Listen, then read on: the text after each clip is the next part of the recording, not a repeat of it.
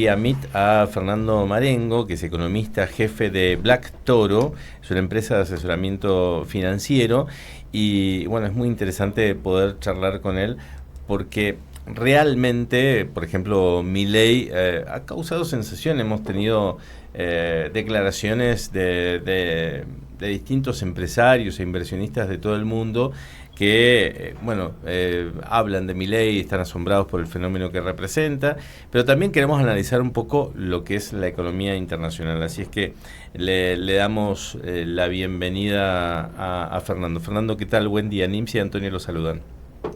¿Qué tal? Buen día, ¿cómo está? Muchas gracias por llamar. Por favor, gracias a usted por estar en contacto con nosotros, y es un gusto poder recibirlo aquí en M-News. Bueno, un poco, primero tratar de ver, ¿no?, esta situación macroeconómica que hay, que un poco se convulsionó con el inicio de la guerra entre Rusia y Ucrania, y ahora ha tratado de ir acomodándose, pero todavía hay cimbronazos, ¿no? ¿Cómo podemos observar o analizar la situación económica internacional? A ver, yo creo que además de la invasión de Rusia a Ucrania, hubo un evento que fue clave para los últimos años de la economía mundial, que fue la pandemia. Ujú. Fue un momento donde todo el mundo salió a expandir fiscalmente para hacer contención económica y social de sus poblaciones, Ujú. y Esto que es esto decir, fue imprimir financiado. billetes, ¿no? Exactamente, fue financiado, digamos, Ujú. con grandes déficits fiscales, y esos déficits fiscales se financiaron con la emisión de billetes. Cada país emitía su billete. Una vez superado el momento ese de la pandemia, lo que empezó a ocurrir es que justamente muchas de estas economías empezaron a hacer un ajuste fiscal, a reducir su déficit. Básicamente, en la medida que el mundo empezó a normalizarse y empezó de nuevo a movilizarse el mundo, eso generó recuperación de actividad económica, mejora de recaudación y mejora de las cuentas fiscales. Ujú. Ahora, a partir de ese momento empieza a originarse un fenómeno que es bastante novedoso para lo que fue la historia mundial, que el precio de muchos activos, digamos, precio de acciones, de bonos, de propiedades, subieron fuertemente, pero a diferencia de otros momentos, la suba estuvo explicada por esta transferencia de dinero que le hacían los gobiernos al sector privado, un sector privado que en pandemia lo único que podía hacer es ahorrarlo, y esto generó una fuerte alza en el precio de todos los activos. Superado el periodo de pandemia, digamos, se vio un proceso de ajuste fiscal, con algunos países, de los grandes países, las grandes economías mundiales, más remolones a hacer el ajuste. Ujú. E incluso yo diría que en ese proceso de ajuste empezamos a ver una China que desaceleró su tasa de crecimiento y sin problemas inflacionarios, una Europa que desaceleró su tasa de inflación y experimentó una recesión durante la segunda parte del año pasado. Ahora, en el primer trimestre se ve alguna recuperación de actividad económica, y yo diría que el que marcó la diferencia fue Estados Unidos, una economía que sigue creciendo fuerte, con una tasa de inflación que venía desacelerando, pero en realidad desde el principio de año se volvió a acelerar la tasa de inflación. Ujú. Y esto empieza a generar un contexto global bastante atípico, porque por un lado tenemos la expectativa de que la Reserva Federal mantenga su tasa de política monetaria, mientras que las otras grandes economías del mundo, Europa y China, posiblemente la bajen antes que Estados Unidos. Ujú. Y esto te genera un tema de apreciación del dólar, baja de precio de materias primas, flujos de capitales hacia Estados Unidos, y es lo que se está experimentando en este momento. Ujú. Donde, curiosamente, como argentinos lo vamos a entender claramente, Estados Unidos, que durante la pandemia llegó a tener un déficit fiscal de 20 puntos de producto, y a fin del año pasado era 4 puntos del producto, en lo que va del año duplicó su déficit fiscal, todo financiado con emisión de dólares, que tiene la particularidad que el mundo demanda esos dólares, entonces una parte va a inflación, pero no completamente inflación. Claro, claro. Y si uno quiere plantear, digamos, el problema de la economía global, yo diría, hoy está centrado en un Estados Unidos que tenés una situación fiscal expansiva que trata, digamos, vía transferencia de recursos a la población de que haya más crecimiento económico, y por otro lado, un banco central, una Fed, que está tratando de controlar la inflación con su tasa de política monetaria. Ujú. Entonces diría, si uno ve el mundo desacelerándose, con un dólar fuerte,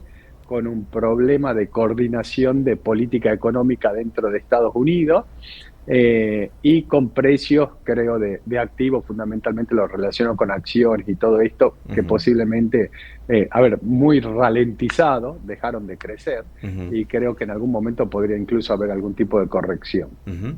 Ahora, Fernando, ustedes que a través de Black Toro asesoran a muchos empresarios en toda América Latina, ¿cómo queda precisamente estos países en vías de desarrollo, subdesarrollados de América Latina, respecto a todo este contexto que usted nos ha descrito? A ver, claramente, en general los países tienden a pensar que su política económica interna determina su éxito o fracaso. Y en realidad creo que está planteando con Antonio correctamente, digamos, todos los países estamos insertos en un mundo. Claro. Entonces, el condicionante de la situación económica global es clave. Y ahí estamos hablando de, entre China, Europa y Estados Unidos, es más del 60% del total del PBI mundial. Claro. Y estamos hablando que China y Estados Unidos China y Europa están desacelerando, y que Estados Unidos no desacelera, pero debería desacelerar. Entonces estamos hablando de una tasa de crecimiento global menor a la que se venía viendo. Esto quiere decir menos demanda de bienes en general, Ujú, en particular con una Argentina que muchas de las exportaciones son agropecuarias y dependen de China, ujú. con China que tiene un problema en el mercado inmobiliario que no lo tiene resuelto y seguramente impactará en sus niveles de demanda, y con otro tema adicional, que es que la suba de la apreciación del dólar te empuja a la baja el precio de los commodities o las materias primas que venden los países de América Latina en general.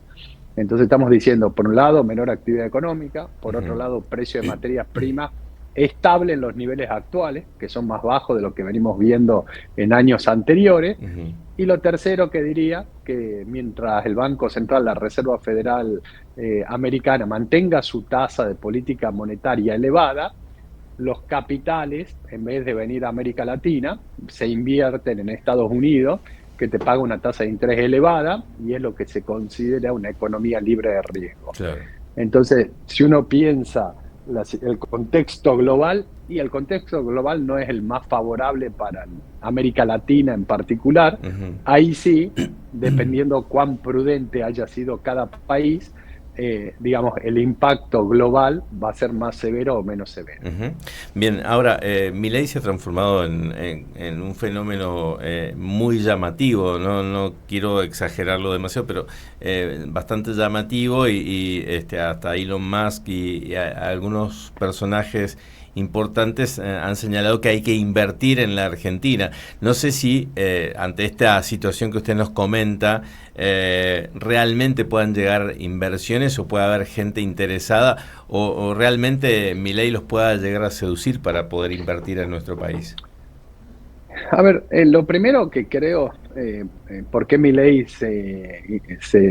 a nivel global empieza a llamar la atención, primero por el desparpajo, digamos, Ujú. por animarse en foros globales a decir cosas que uno podría eventualmente decir, no está claro si son políticamente correctas, Sí, pero lo dice. exacto. Entonces creo que lo primero que genera ruido es esa disrupción. Ujú, Lo segundo es que con un discurso netamente liberal, pro mercado, y eliminar todas las intervenciones estatales, por lo menos de lo filosófico. ujú, Y empezamos hablando de un mundo marcado por una pandemia, donde los gobiernos se dedicaron a sostener la situación social y económica de cada país vía déficit fiscal, y que si bien la revirtieron en gran medida, sí, a ver, de alguna forma podemos decir que se encariñaron con la idea de seguir gastando de más. ujú,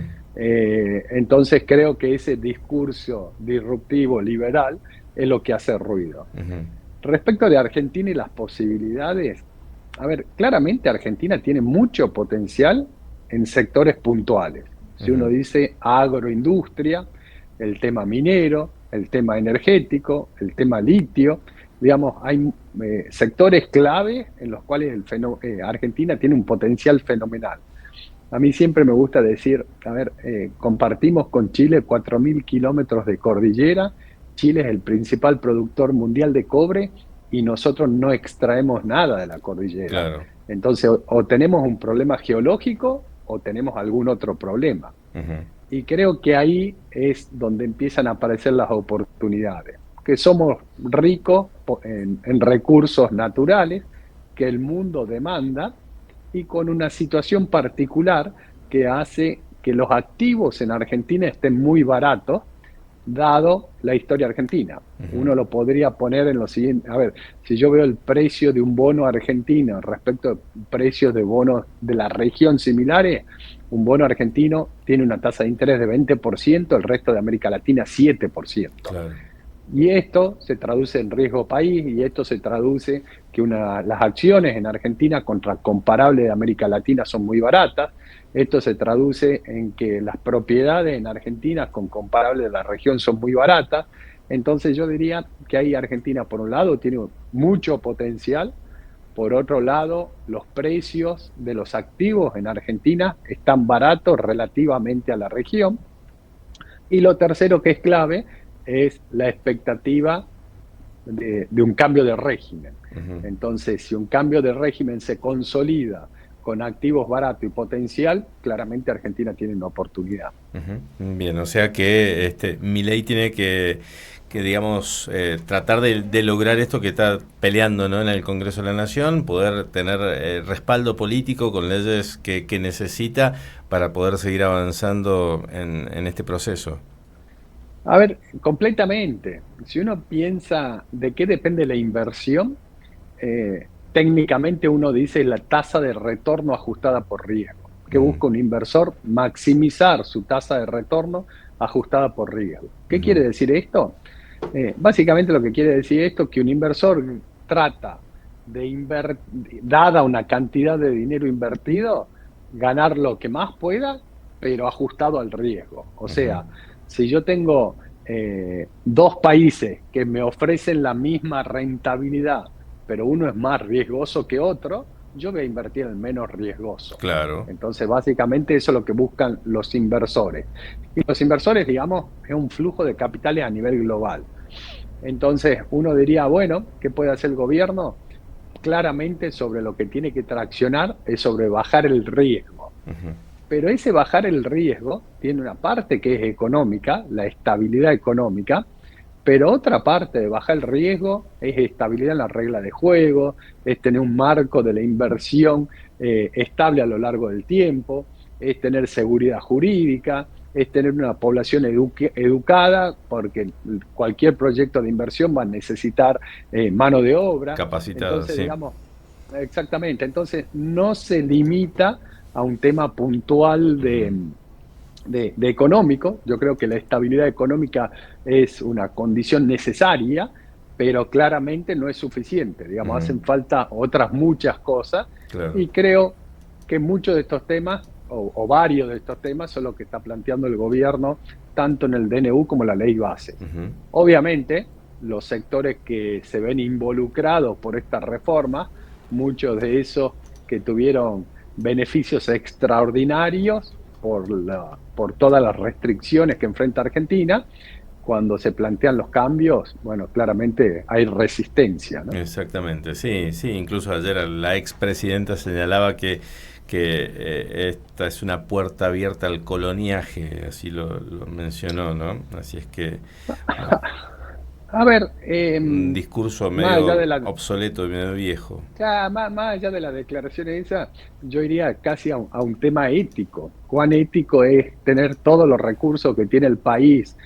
bajo la tierra sin explotar cuando tenemos más del 50% de la población en situación de pobreza, ¿no? Exacto, sí, sí. Bien, Fernando, le agradecemos muchísimo su tiempo y bueno, seguramente nos volveremos a encontrar en algunas semanas más. Muchas gracias.